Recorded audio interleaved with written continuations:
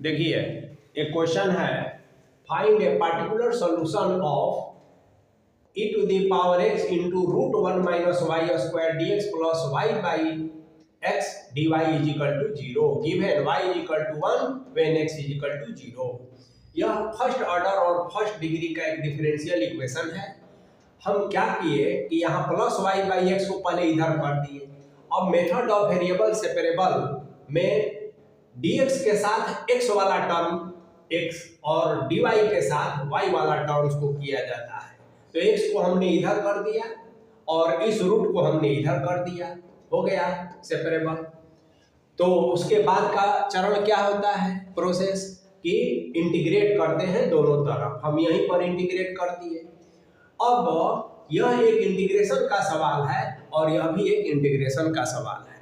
तो इंटीग्रेशन पर पकड़ अच्छा है तो डिफरेंशियल इक्वेशन बहुत आसान है। मान लीजिए कि इंटीग्रेशन पर पकड़ बढ़िया आपका नहीं है तो इस डिफरेंशियल इक्वेशन के माध्यम से उस पर भी आपकी पकड़ अच्छी हो सकती है।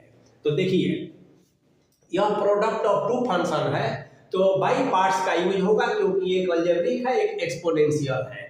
फर्स्ट फंक्शन x माने, सेकंड को x माने, फार्मूला आप जानबे करते हैं। फिर सेकंड का इंटीग्रेशन और फर्स्ट का डिफरेंशिएशन का इंटीग्रेशन होता है और इसको सबस्टिट्यूशन से बनाते हैं। 1 माइनस वाई स्क्वायर को z मान लिए, डिफरेंशिएट किया माइनस 2y dy तो dz हो गया। अब ये सारा सबस्टिट्यूशन को इसमें रख देंगे और इसको तो बस सॉल्व कर लेंगे। देखिए x e to the power x होगा, यहाँ इसका 1 होता है तो e to the power x रहा और यहाँ पर x to the power n का फार्मूला लगेगा। देखिए 1 बाई रूट z आया तो z का पावर माइनस 1 बाई 2 हुआ तो x का पावर n प्लस 1 तो minus 1 by 2 plus 1 by minus 1 by 2 plus 1 और प्लस c एक तरफ कांस्टेंट लगाना होगा और इधर तो ex का ex हो गया। तो अब हमारा ये इक्वेशन आ गया।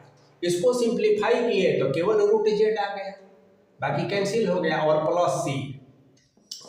z को आप माने हैं 1 minus Y square plus c, इधर x into e to the power x minus e to the power x हो गया तो c से रिलेटेड है तो यह जनरल सॉल्यूशन कहलाता है। अब y का मान 1 और x का मान 0 इसी में रख दिया जाता है तो c का मान हमें प्राप्त हो जाता है जो हमें आया है -1 और इसी c का वैल्यू फिर 1 में रख देते हैं आप यहाँ पर। तो यही आपका देखिए पार्टिकुलर सॉल्यूशन।